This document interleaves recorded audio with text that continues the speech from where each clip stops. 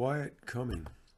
In the quiet of the early morning, before the sun comes up, when the birds are still hidden sleeping, and the dew is on the grass, in the time before those things start over that make it like it is today, when the world seems as it was before we ever came this way.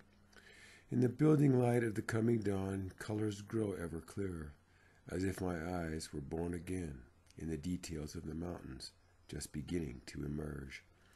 In the quiet that I find within myself in the early morning, I glimpse once more the things that I am missing still, but soon they disappear again in the brightness of the sun. In that rare stillness that comprises the very early morning, when issues have been slept away, the potential of all the world brims over with possible new beginnings.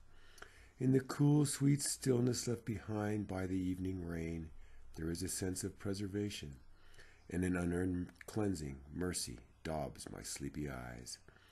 In the light that rims the horizon before the sun appears, come colors to the landscape emerging from the gray, perspectives created quickly that must fade during the heat of the day.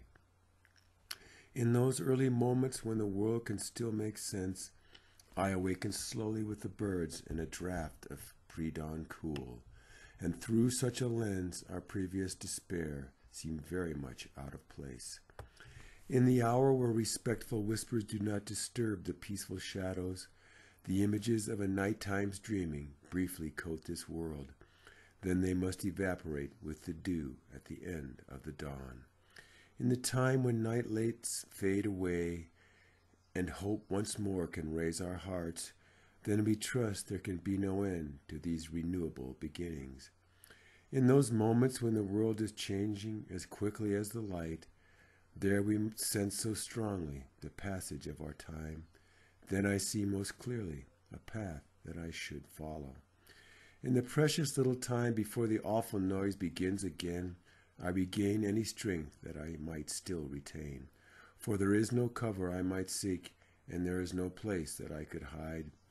In the gracious hour between the dark and the light, just before the hoarse cries begin again, there is still time to consider what's to come from what is past. In the fresh air of a new day, when the world is born again, there can be time to take account and sense the larger flow, instead of rushing randomly once more towards some fuzzy goals.